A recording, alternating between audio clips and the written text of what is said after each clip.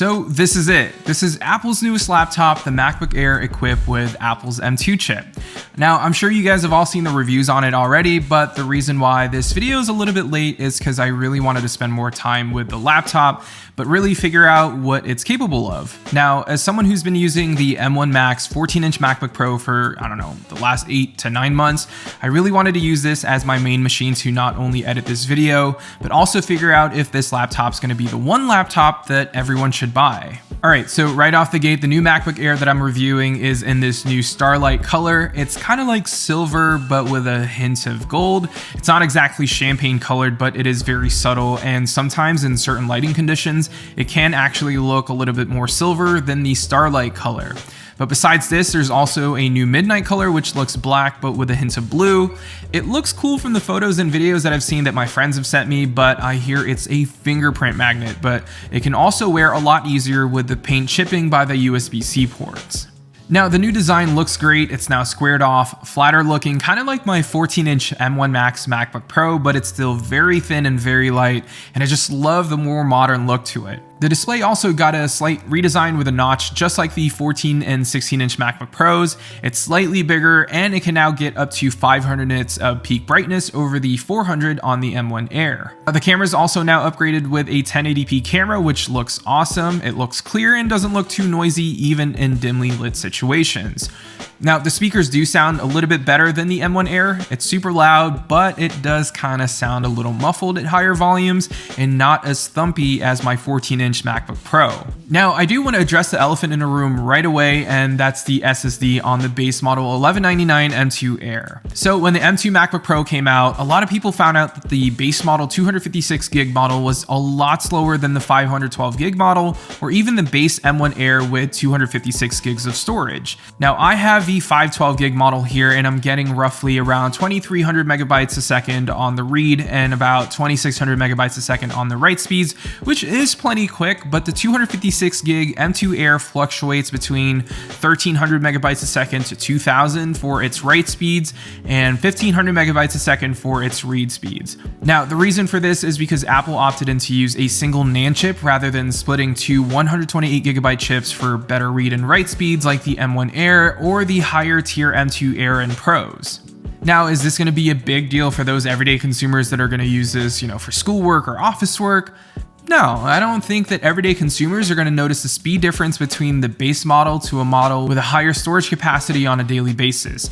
Even if you're going to have multiple tabs open, you have, a Zoom call, and you're also doing emails on the side, chances are you're not really going to notice the difference. And if you're not dealing with gigabytes of files day in and day out, or you're editing heavy 4K videos and browsing the web and have a bunch of apps open at the same time, then I don't really think it's going to be a big deal. Now, don't get me wrong, it would have been nice to at least match the speeds from the M1 Air from 2020, but sadly, Apple kind of ripped us off here. Now, they even said that with the M2's bump in power, people won't really notice the dip in performance of the SSD because of that M2 chip. And, I agree with them. Now, before we talk about its day-to-day performance, I just want to quickly thank NordPass for helping me make this video happen. And without them, I wouldn't have been able to get my hands on the M2 MacBook Air. Now, NordPass has helped me protect my social accounts in so many ways over the last few months. And the crazy story here for you guys is just that a few weeks ago, I got a ton of emails saying that someone's trying to access my Facebook, my Twitter, my PayPal account, Instagram account, which is kind of odd because the emails came in past midnight and I was already asleep, so it wasn't me. But luckily, I was using NordPass, so I was able to create a very secure password for all of my accounts, and I can store it all in one place, and I can log in quicker since it has an autofill feature on all my devices. Now, the app will even tell you if your account or credit card info has been leaked, so you can change your passwords immediately. So if you want to feel safer online and make sure that all of your accounts are protected, NordPass and I teamed up to give you the steepest discount.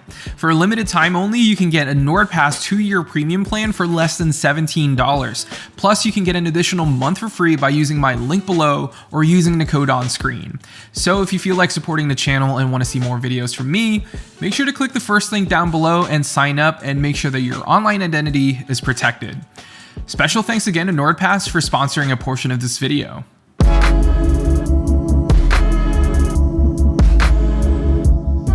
Alright, now in terms of performance, as a professional video creator, I actually edit on a spec'd out M1 Max MacBook Pro with 64 gigs of RAM and 4 terabytes of SSD.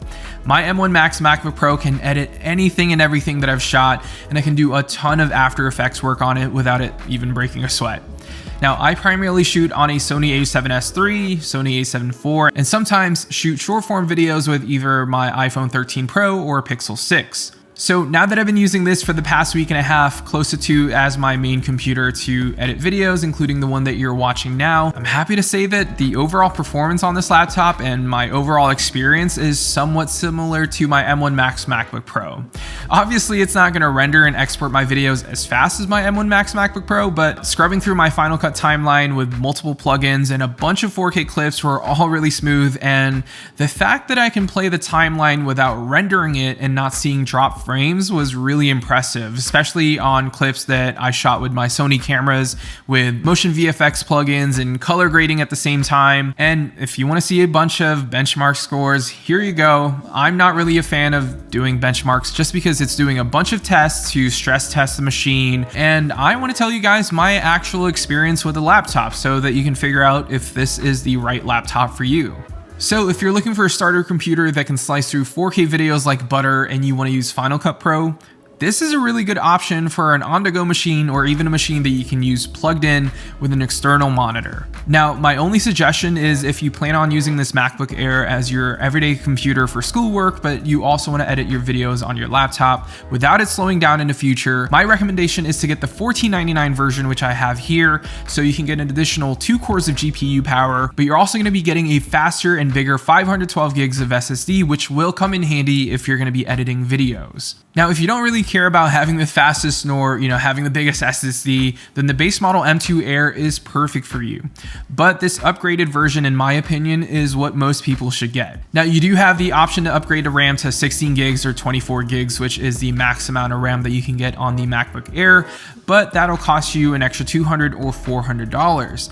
Now, I personally don't think that you need anything more than 8 gigs, especially if you're picking up a MacBook Air. I was able to edit this entire video on an 8 gig machine, and it handled it like a champ. Now, besides the RAM upgrade, you can of course upgrade the SSD up to 2 terabytes, but that'll cost you a ton of money just for the SSD upgrade alone. If you are planning on upgrading the M2 Air, the $1499 version, you might want to just look into, an M1 Pro 14-inch MacBook Pro on Amazon, which costs roughly $100 more with similar RAM and SSD size. Now, with the 14-inch M1 Pro, you will be getting a way better looking display with ProMotion 120Hz, and it's a lot brighter too. You'll also get better sounding speakers, better sounding studio quality mics, more ports with an SD and HDMI port, an additional Thunderbolt port, and a much faster machine with M1 Pro. Now, the only downside, in my opinion, is that it will be thicker and heavier than the Air, so if portability means that much more to you, then upgrade the M2 Air. Now, when it comes to its battery life, just like the M1 Air I reviewed a couple of years back, the battery on the M2 Air is just unreal. I can easily get 8 to 9 hours of battery life with just casual web browsing, light video editing, mostly short form based on Final Cut Pro, and doing everyday tasks like writing scripts, research, and doing a bunch of emails. Now, sure, it's not the advertised 18 hours of battery life that Apple claimed, but this is coming from someone who's been using the M2 Air for the last 2 weeks straight. Now, what shocked me the most is the standby time. There was a point where I forgot to charge the laptop, 3-4 days, and I was still able to use the laptop for hours after not charging it. So if you're not doing heavy 4K video editing or heavy photo editing on here, you will get the best battery life on a laptop with this M2 Air. When I do edit videos though, I'll still be able to get 5, maybe 6 hours of editing depending on what kind of videos I'm working with and what else I had running in the background. But yeah, battery life on the M2 Air is so much better than my 14-inch M1 Max, and it's nice to finally have a laptop that I can use with me for hours on out, on the couch, or when I'm traveling on the go. Alright, so let me just recap who the M2 MacBook Air is for. If you're looking to upgrade from an old Intel-based MacBook, whether it's the Air or the MacBook Pro, and you want the newest MacBook and you're just doing schoolwork, maybe you're editing some photos, 4K video editing, and hypothetically you want to start your YouTube or TikTok career, then this MacBook Air is a great choice. I said this in my M1 Air review a couple of years back that the base model M1 Air actually performed better than a $4,000 Intel i9 16-inch MacBook Pro in some scenarios. So with that boost in performance from M1 to M2, you already know that even the base model M2 Air is going to whoop any Intel-based MacBooks in terms of raw performance. Now, you can still pick up the M1 Air for about $300 to $400 less than the base model M2 Air, but you are going to be missing out on a few things like better speakers, better FaceTime camera that's now 1080p. You're also going to be missing out on a slightly bigger and brighter display, and you won't have access to a MagSafe port for fast charging. Now, are those features worth, I don't know, $300, $400? Maybe, but if you intend on keeping this laptop for a while, which I'm assuming you will, it might be a good investment to get something with the latest tech inside. Now, like I said earlier, I would highly recommend the $1499 version just because you're doubling the SSD capacity and the performance, but you're also getting an additional 2 cores for the GPU, which will help with video and photo editing. But if you need something more powerful for 3D CAD rendering or 4K or 8K editing, then there's a reason the M1 Pro and M1 Max MacBook Pros exist. Those laptops are high-performing machines and can handle almost everything you throw at it. Personally, I think the M2 Air is the best laptop that you can buy right now, whether it's the base model or if you choose to upgrade to the $1499 version like I have. You can easily get 5 to 6 years of usage easily with this laptop, especially if you take good care of it. Anyways, that's been it for this video. Thank you all so much for watching, and yeah, I'll see you all in the next one.